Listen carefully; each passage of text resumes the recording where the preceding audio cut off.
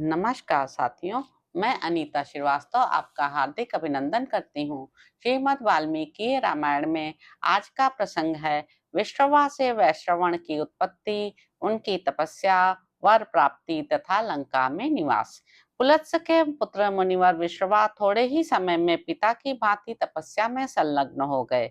वे सत्यवादी, शीलवान, जितेंद्रिय, स्वाध्याय परायण, बाहर भीतर से पवित्र, संपूर्ण भोगों में अनासक्त तथा सदा ही धर्म में तत्पर रहने वाले थे।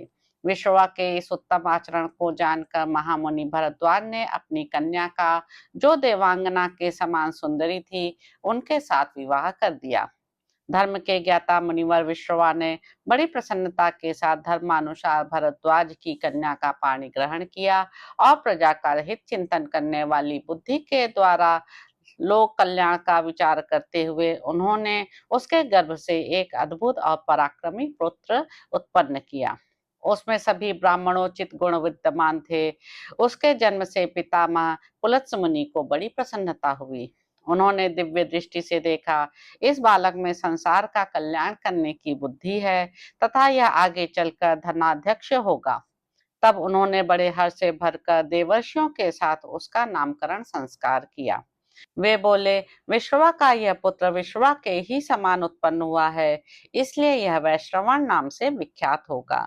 कुमार वैश्रवण वहां तपोवन में रहकर उस समय आहुति डालने से प्रज्वलित हुई अग्नि के समान बढ़ने लगे और महान तेज से संपन्न हो गए। आश्रम में रहने के कारण उन महात्मा वैश्रवण के मन में भी यह विचार उत्पन्न हुआ कि मैं उत्तम धर्म का आचरण करूं, क्योंकि धर्म ही परम गति है। यह सोचकर उन्होंने तपस्या का निश्चय करने के पश्चात महान वन के भीतर सहस्रों वर्षों तक कठोर नियमों से बंधकर बड़ी भारी तपस्या की। वे एक एक सहस्त्र वर्ष पूर्ण होने पर तपस्या की नई नई विधि ग्रहण करते थे। पहले तो उन्होंने केवल जल का आहार किया, तत्पश्चात वे हवा पीकर रहने लगे। फिर आगे चलकर उन्होंने उसका भी त्याग कर दिया और वे एकदम निराहार रहने लगे। इस तरह उन्होंने कई सहस्त्र वर्षों को एक वर्ष के समान बिता दिया। तब उनकी तपस्या से प्रसन्न होकर महातेजस्वी ब्रह्मा जी इंद्र आदि देवताओं के साथ उनके आश्रम पर पधारे और इस प्रकार बोले, उत्तम व्रत का पालन करने वाले वत्स, मैं तुम्हारे इस कर्म से, तपस्या से बहुत संतुष्ट हूँ। महामते, तुम्हारा भला हो। तुम कोई वर मांगो, क्योंकि वर पाने के योग्य हो। यह सुनकर वैश्रवण ने अपने निकट खड़े हुए पितामह से कहा, भगवान, मेरा विचार लोक की रक्षा करने का है, अतः मैं लोकपाल होना चाहता हूँ। वैश्रवण की इस बात से ब्रह्मा जी के चित्त को और भी संतोष हुआ। उन्होंने संपूर्ण देवताओं के साथ प्रसन्नता पूर्वक कहा, बहुत अच्छा। इसके बाद वे फिर बोले, बेटा, मैं चौथे लोकपाल की सृष्टि करने के लिए उद्यत था। यम, इंद्र और वरुण को जो पद प्राप्त है, वैसा ही लोकपाल पद तुम्हें भी प्राप्त होगा, जो तुमको अभीष्ट है। धर्मज्ञ, तुम प्रसन्नता पूर्वक उस पद को ग्रहण करो और अक्षय निधियों के स्वामी बनो। इंद्र, वरुण और यम के साथ तुम चौथे लोकपाल कहलाओगे। यह सूर्यतुल्य तेजस्वी पुष्पक विमान है, इसे अपनी सवारी के लिए ग्रहण करो और देवताओं के समान हो जाओ। तात, तुम्हारा कल्याण हो। अब हम सब लोग जैसे आए हैं वैसे लौट जाएंगे। तुम्हें ये दो वर देकर हम अपने को कृतकृत्य समझते हैं। ऐसा कहकर ब्रह्मा जी देवताओं के साथ अपने स्थान को चले गए। ब्रह्मा आदि देवताओं के आकाश में चले जाने पर अपने मन को संयम में रखने वाले धनाध्यक्ष ने पिता से हाथ जोड़कर कहा, भगवान, मैंने पितामह ब्रह्मा जी से मनोवांक्षित फल प्राप्त किया है, परंतु उन प्रजापति देव ने मेरे लिए कोई निवास स्थान नहीं बताया। अतः भगवान, अब आप ही मेरे रहने के योग्य किसी ऐसे स्थान को खोजिए जो सभी दृष्टियों से अच्छा हो। प्रभु, वह स्थान ऐसा होना चाहिए जहाँ रहने से किसी भी प्राणी को कष्ट न हो। अपने पुत्र के ऐसा कहने पर मुनिवर विश्रवा बोले, धर्मज्ञ साधु शिरोमणे, सुनो, दक्षिण समुद्र के तट पर एक त्रिकूट नामक पर्वत है।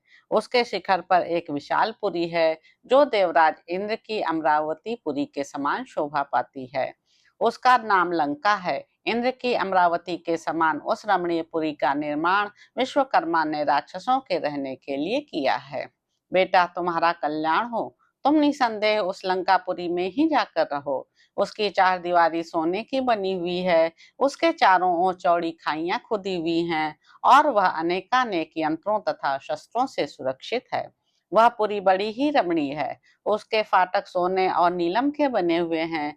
पूर्व काल में भगवान विष्णु के भय से पीड़ित हुए राक्षसों ने उस पुरी को त्याग दिया था। वे समस्त राक्षस रसातल को चले गए थे, इसलिए लंकापुरी सूनी हो गई।